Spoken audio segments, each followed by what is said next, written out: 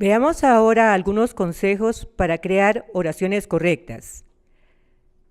El primer consejo, eliminar la ambigüedad.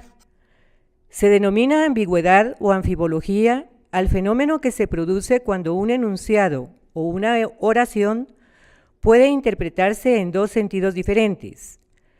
Hay dos tipos de ambigüedad. La primera es de origen léxico, es decir, se produce porque se usa una palabra que tiene varios significados. Esta ambigüedad solo puede eliminarse en el contexto real o bien sustituyendo el término por un sinónimo. En el caso, el banco es nuevo, ¿a qué tipo de banco nos referimos? Y el segundo ejemplo, estoy dando clases de inglés. ¿Doy las clases o las recibo? La tercera es de origen gramatical, es decir, está causada por el modo en que están colocados los elementos en la frase. Piscinas de plástico para niños con tapón de seguridad. ¿A quién le corresponde el tapón de seguridad? ¿A la piscina o a los niños? Veamos otro ejemplo. Prestar mucha atención a la concordancia. La concordancia es la identidad de rasgos gramaticales entre dos elementos. Por ejemplo, ya no doy más de sí. ¿Quién ya no da más? Yo. Por consiguiente, la oración correcta diría, ya no doy más de mí. Tú eres de los que crees que todo se arreglará. ¿Quién es el que cree? Ellos. Por consiguiente, la oración sería, tú eres de los que creen que todo se arreglará. En el teatro habían muchísimos espectadores.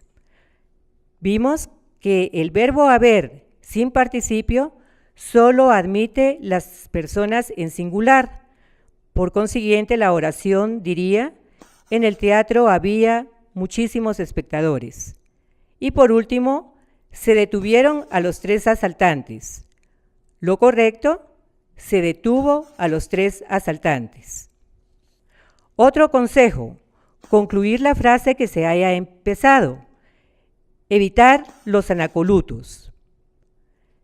Si una oración ha comenzado con un sujeto, exige un predicado. Por ejemplo, la vecina del tercer piso, la que vive enfrente de mi suegro, su marido ha tenido un accidente. En este caso, el núcleo del predicado verbal está referido a el marido, que es quien ha tenido el accidente. Es frecuente encontrar enunciados orales o escritos en los que la oración comienza de una determinada manera y antes de concluir da un giro y cambia su estructura. Observe estos otros casos. Las definiciones en las que se utiliza la estructura es cuándo, es dónde, sin valor temporal. Por ejemplo, el principio de Arquímedes es donde un objeto introducido en un líquido desplaza su volumen.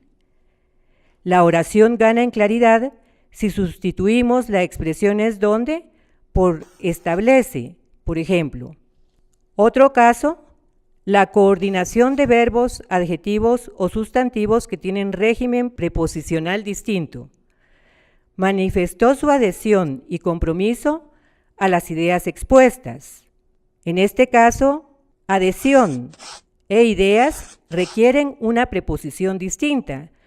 Por consiguiente, la expresión correcta diría, manifestó su adhesión a las ideas expuestas y su compromiso con ellas.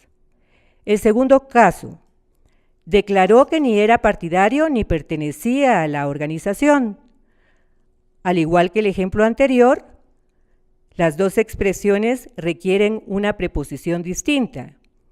Declaró que ni era partidario de la organización ni pertenecía a ella. Por último, la oración como complemento del sustantivo usada sin preposición, especialmente frecuente en el caso de el por qué. Observemos el siguiente ejemplo. Aquí se explica el por qué la mayoría de las obras ejecutadas son pequeñas. Como mencionamos anteriormente, el por qué requiere del uso de una preposición. Tendríamos dos soluciones posibles. En el primer caso, separar la expresión. Aquí se explica por qué la mayoría de las obras ejecutadas son pequeñas. Sería la causa. O bien, aquí se explica el porqué del pequeño tamaño de la mayoría de obras ejecutadas. Del funge como preposición en este caso.